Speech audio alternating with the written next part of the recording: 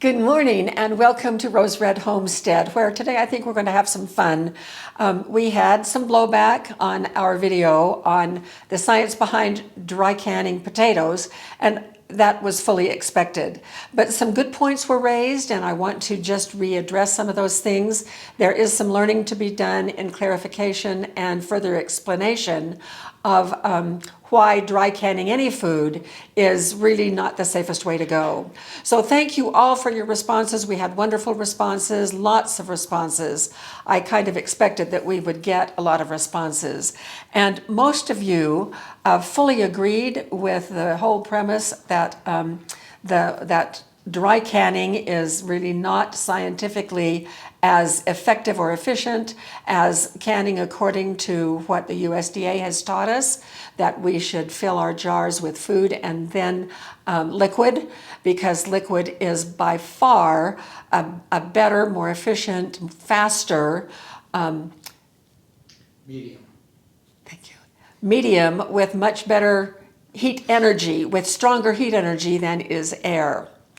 Now, a few attempted to discredit the experiment, and I'll explain reasons why they would do that a little bit later in the video, because there's a good reason why people would attempt to discredit the experiment. One person, I just was amused. She did not watch the video because she immediately unsubscribed from our channel because she thought we were advocating dry canning potatoes. And I can tell a lot of times when people have not watched a full video by the comments that they make, and there were some that were a little premature. Some offered excellent additional examples of the very thing that we were attempting to get across. Now, the whole premise of that video was to show by my sticking my hand in a 220-degree oven and being able to stand it for about 30 seconds or more, versus the fact that I then put my hand in water and turned the heat on, and I could only stand it up to 120 before it was too hot and I had to pull my hand out. And that illustrates the difference between the heat energy in water, in the boiling water here, well, it didn't ever get to boiling, and the heat energy of air. And I think I did not mention that water is more than 4 times as effective as a medium to transfer heat because of the nature of its heat energy. So the alternative suggestions offered by some were just fantastic, and I wish I could have mentioned those, but I didn't even think about it. I was just too focused on the experiment that we did. But a couple of people said things like, well, you could compare 80 degrees in Arizona to 80 degrees in Florida or Houston. And that was such a great example illustrating the very same scientific principle about the efficiency of heat energy in water compared to heat energy in air. I was born in Arizona and lived most of my life in the Southwest, but I lived in Houston for a while. And my gosh, the humidity there just makes living so very different, because 80 degrees is hot and muggy. You get sticky. I remember I did my very first teaching in Houston when my first husband went to dental school. I supported our family by teaching school, 6th grade. And on my very first day of school, we had to wear dresses, hose, and heels by the school district's rules, and there was no air conditioning in the schools at that time. And so I was standing in front of my class in the afternoon teaching a math lesson, and all of a sudden I felt that there was a bug or a spider that had gotten down the neck of my dress. And so I turned around and started writing on the board, and with my other hand I was punching my chest trying to find the exact spot where that bug was. Well, it happened 3 times during that lesson, and I thought, that darn bug, I just can't seem to kill it. And when I got home and was changing my clothes, my underthings were wet. And so I realized, oh my gosh, it was perspiration that was dripping and running down the front of my chest. And that had never happened to me ever when I lived in the dry Southwest. So there you go. That's an illustration as well. Another person, and I loved this example, said, you know, when it's 55 degrees outside, you can go outside without a jacket, you can do yard work, you can participate in sports comfortably, and you're fine being outside in 55-degree weather. But if you jump in a lake that is 55 degrees, you are likely to get hypothermia. And the same concept is true. The heat energy of water, and in this case, 55-degree water has some heat in it, but it carries that directly to a human body and more quickly affects the human body, because the human body, of course, is at a higher temperature. So it lowers our body temperature. And so that was another great example, an alternative example, illustrating the very same concept. So I loved those. There were a number of comments that I found a little bit curious, and they were all on the same topic of, well, potatoes are wet, and so they produce steam, and the steam compensates for not having any water in the jar. And what I figured was that probably on some of the rebel canning sites that do that, that's the reason that they give for it being okay to dry can potatoes, is because they create their own steam inside the jar. Well, every food that we can has moisture in it. But that's not the reason that that is such a misconception. The misconception occurs because that steam, and they're right, that ultimately potatoes would produce some steam inside the jar. But number one, would it be enough? And number two, would it be long enough of a time frame? Because getting things up into the kill zone requires a high temperature and a high pressure. But let's think about now what happens inside the canner. And we did this a little bit in our video, and I'll put the link to the original video at the end so that you can click on that and see that one if you haven't already. So inside a pressure canner, it's vented for 10 minutes to expel all of the air, and the air inside the canner is then replaced by steam. There's another little misconception that steam is hotter than boiling water, and that is not the case. So steam and boiling water are the very same temperature. And if you have questions about that, just pick up any physics book or look online at valid references to heat transfer in water, and that will confirm that. So if there is water in the jar of potatoes and it is surrounded by all of this steam, that water is heating up much, much faster. And so it gets up to pressure and temperature inside the jar, and then that pushes it into the kill zone for long enough to be able to kill the spores. On the other hand, if there's only air in those jars, there's steam all around the outside of the jars. That does not mean that the potatoes on the inside are steaming yet. They have to heat up to the point where they get to steam. But because then that temperature of surrounding the outside of the jars has to travel through the air, and it is far less effective and slower, much slower, in order to heat up those potatoes. Now, it may get the potatoes up to a regular boiling point where they would start giving off a little bit of steam, but you have lost time in doing that. And so the processing time by the USDA is an exact amount of time. 75 minutes pints, 90 minutes quarts. And so during that time, instead of reaching the high point into the kill zone and maintaining, you may have a much lower curve, slower getting up to the kill zone, and then oops, the heat goes off. You're done with your processing time.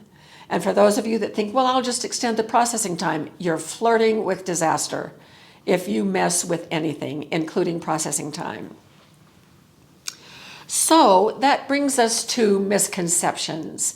It was evident that a number of people were displaying their misconceptions in some of the comments that they gave. Now, a misconception, of course, is a false belief about something.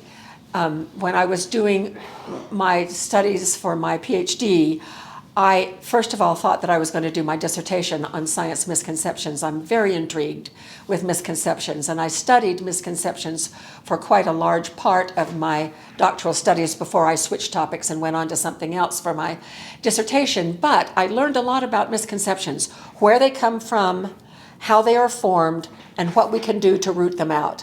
Misconceptions are not easily rooted out. They are caused by our brains. Our brains are remarkable in what they do. When we, through various perceptions, find something that we're curious about that we don't understand, it throws our brains into disequilibrium. And that disequilibrium longs to come back to homeostasis, where everything is calmed down. And so it forces us to think about and figure things out and latch onto things. And when we have gone through that sequence of being in disequilibrium and then figuring stuff out so our brain comes back to homeostasis, we latch onto those things and we hang on to them tenaciously. And they are not rooted out simply by somebody telling us that a different way is really the right way. So what happens in order to dislodge a misconception that is very tightly held, the thing that has to happen is that there needs to be a discrepant event, something that flies in the face of what we have constructed in our mind, that is opposite to what we have concluded.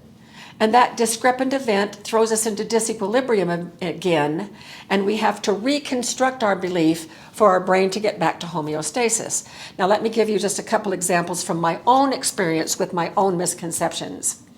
So as a child, I'm the oldest child, and mother gave birth to 10 children. And so my growing up years, mother was often pregnant. And I remember when I was in the 4th grade, I was watching mother put her makeup on one day, and she was close to term. And I said, "Mother, how did the baby get in your tummy in the first place?" And without missing a beat, continuing to put on her makeup, whatever she was doing, not even looking at me, she said with a little bit of a laugh, "Oh, honey, just don't ever let boys kiss you." Mother had a delightful sense of humor, but at that moment, I took her at her word. One of the sources of misconceptions is family life, is teachers who don't really understand, is television programs, movies, life in general. We get them from other people or we create them ourselves. So this is one that I got from my mother, who I trusted. Well, I was in the 4th grade and the game at recess was kissing tag. Boys would chase you, and if they caught you, they could kiss you on the cheek. Now that I knew that I shouldn't be letting boys kiss me or I would get pregnant, I knew I had to become the fastest runner in the 4th grade. And I practiced. I ran and ran and ran. I ran to school. I ran home from school. I did become the fastest runner in the 4th grade. I could outrun any boy at that age. I did not want to get pregnant by any boy planting a kiss on my cheek. Well, later, after I was married and we wanted children, I just kept kissing my husband and I just didn't ever get pregnant. Well, that was a discrepant event, and we finally figured out the right way. Well, of course, the second part of the story was just to kind of have a conclusion to the first part and how a discrepant event would have to occur. But the first part of the story was true. I held that misconception for quite a while. Another one. I was just a child, I don't know, 7, 8 years old, and I had a secret place under a willow tree in our yard. And the willow tree, it was a great big willow tree, and the branches reached clear down to the grass. And at the far end of the yard, it was a long, narrow yard, was a twin willow tree just the same. And I was sitting in my secret place looking out at this other tree through the branches, and all of a sudden I noticed that the branches on that other tree that were brushing the grass went swoosh. And a split second later, the branches on my willow tree went swoosh. And in that moment, I figured out the wind. I knew by that observation how the wind worked. The trees passed it to each other like passing a football. It was so simple, it was so elegant. I was really quite proud of myself for figuring that out. And I carried that misconception for a long time. And I remember a discussion in the 5th grade, in my 5th grade class, of the weather. We were learning about the weather. And the teacher talked about cold fronts moving in and air masses. My textbook said it, and I knew that they were wrong. That's how tenacious misconceptions can be. I knew that they were wrong. I thought, oh my gosh, why is it nobody else has figured out what I as a child figured out? Well, the discrepant event for that misconception in my thinking occurred later, like when I was in, I think, middle school, and I was watching a weather forecast with a weatherman that was very good at showing with maps and then cutting to pictures in real life of air masses and how they moved and created the wind. And I thought, oh, well, maybe my fifth grade teacher was right after all, and I was wrong. And so we're dealing in canning with a lot of people that have these tightly held misconceptions. Now, I don't blame people for having misconceptions. We all have them. And I don't judge anyone. I sometimes fear for the families and recipients of their canned food, but I recognize that people are going to do what people are going to do. My attempt with this video and the title, and I know the title also shook up some of you because you said, oh, I watched the video and I was so glad you didn't go over to the dark side. I was worried. Well, that title, now that we've talked about misconceptions, was explicitly designed to attract people with misconceptions. And then the experiment that I did was designed as a discrepant event. And I think that it did work for some people, but not everyone. Because you know that it is not working when they try things like trying to explain, oh, well, your experiment was not valid because of this, this, and this. Or, well, steam comes from the potatoes and compensates for lack of water in the jar. So they make excuses counter-arguing to what the discrepant event or what anyone tries to tell them. And so we just need to be patient and diligent. And I'm so grateful for all of those of you who have accepted this as pure science. Someone said, well, I don't believe any of the three-letter agencies, and so I'm not going to accept their word for anything. And my response to that was, do you believe science? Then just focus on the science of those things, because that's going to be what helps all of us have a better understanding of the safety in canning. Now, we had one person send an email and said, or a comment. One person commented and said, this was one of our viewers named Donna. She said, Jim and Pam Mythbusters, a new channel on food safety. Well, thank you, Donna. I got a chuckle out of that. I thought it was great. We already have 2 channels, and that's enough for us. It's like somebody accused me of not retiring. I only retired from the university because when I was working at the university and doing these channels, it was like Jim and I were working 2 jobs. So we still work as hard as we did a 40-hour week, or at least, probably more, on our channels, and we love it. We love it because we have built these learning communities where people like you come and watch and participate and try to help each other, and we just absolutely love that.